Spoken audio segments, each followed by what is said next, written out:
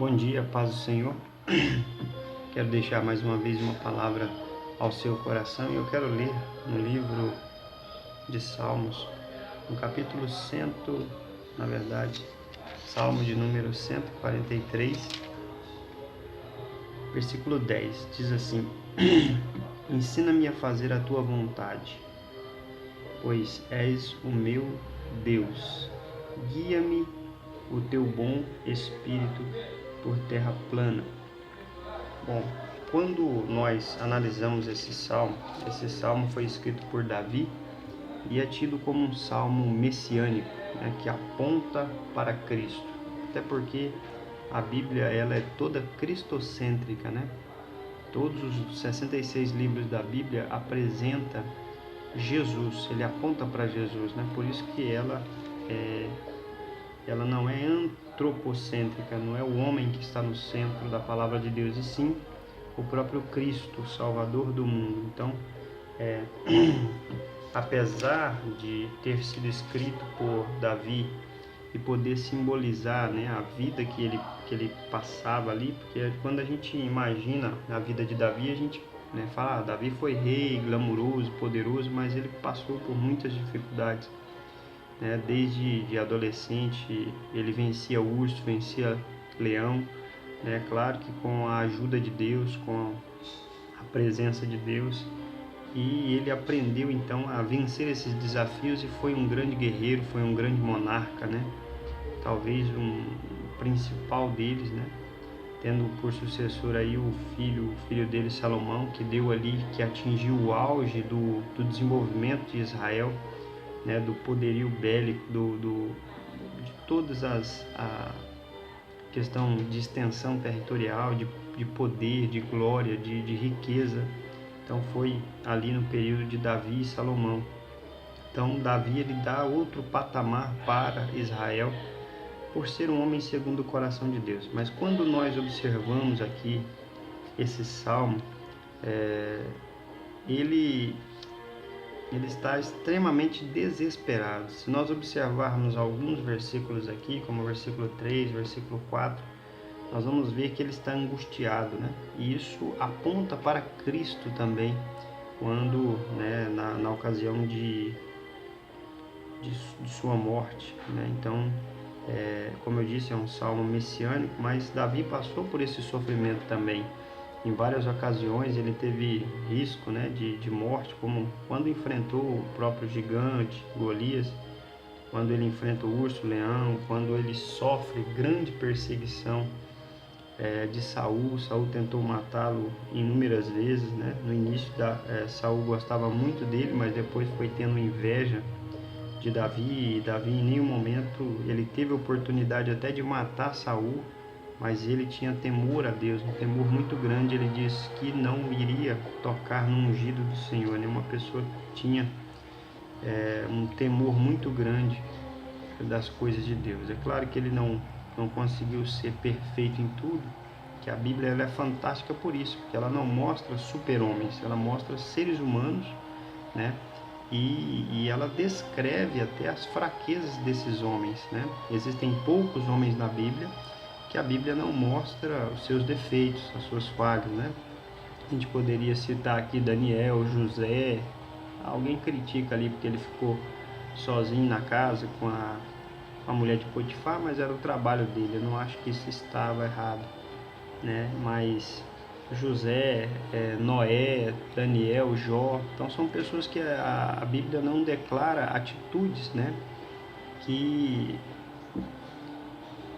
sujam a imagem deles, mas é claro que eles também erravam, né, seres humanos, mas existem algumas pessoas que Deus coloca como exemplo para nossas vidas, para a gente saber, né, que o mais importante é a gente viver uma vida de santidade, de obediência, para evitar problemas, porque existem alguns problemas, principalmente na vida de Davi, que foi ocasionado pelo adultério e pelo assassinato que ele cometeu de Urias, né? Ele planejou a morte de Urias, depois ele faz o censo, mas isso lhe custou muito caro, né? Ele foi perseguido pelo seu próprio filho, né? O exército dele matou o filho dele, Absalão, porque Absalão tinha se levantar, tentar dar um golpe, né? E ele teve que fugir e ele não conseguiu bem administrar. Ele não conseguiu administrar bem a sua casa. Mas especificamente nesse salmo, ele põe a sua confiança em Deus. E é isso que faz o cristão ser vencedor. Ele diz aqui, ó, ensina-me a fazer a tua vontade, pois és o meu Deus. Então nós precisamos sim fazer a vontade de Deus em todas as ocasiões. E Cristo, ele cumpriu isso também, né? Ele veio aqui como servo, como diz lá o apóstolo Paulo escreve aos Filipenses, né, que ele aniquilou-se a si mesmo, né? Ele despiu da sua glória e não teve por usurpação ser igual a Deus, mas aniquilou-se a si mesmo, tomando a forma de servo, e na forma de servo ele foi humilhado, morreu, né, em morte de cruz, que é se fazendo maldito, porque maldito todo aquele que é erigido no madeiro, né? E a salvação é por intermédio da cruz, e a cruz, ela é loucura para os que perecem, né? Mas para nós é o poder de Deus, é a salvação de toda a humanidade. Aí ele diz assim, guia-me o teu bom espírito por terra plana. Há quem diga que essa terra plana, né, significa a própria ressurreição de Cristo, né, quando se refere diretamente a Cristo. Mas é importante a gente saber que o Espírito do Senhor, ele vai nos guiar por terra plana, por locais agradáveis, né, ou de fácil acesso, porque nós precisamos ser guiados pelo Espírito. E quando nós somos guiados pelo Espírito Santo, nós vivemos no centro da vontade de Deus. Nós desfrutamos daquilo que Deus tem para nós, que é uma vontade boa, agradável e perfeita. Então é isso que nós precisamos viver, né?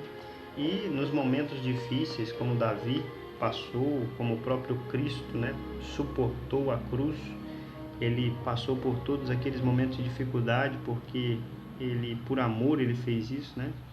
Ele confiou em Deus, ele foi fiel ao seu propósito e cumpriu tudo sendo motivado pelo amor. Então, o próprio Davi, em várias ocasiões de perseguição, ele confiava em Deus. Teve uma ocasião que ele estava sendo perseguido por Saul e ele foge para Ziclag. Ziclag era um território que era dos filisteus, né, dos inimigos de Cristo, dos inimigos de Israel, e ele passa a integrar esse exército inimigo junto com alguns homens ali, se eu não estiver enganado, 600 homens que estavam com ele, e ele passa a fazer parte desse exército e queria lutar contra o exército de Saul.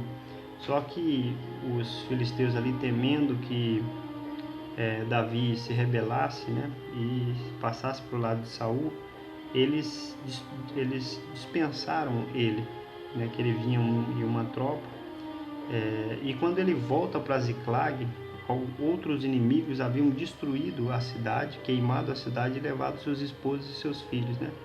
Então era um momento de extrema angústia. Pode até ser, né, nesse período que ele tenha escrito isso, ou outros momentos, né, porque ele passou por vários momentos de dificuldade.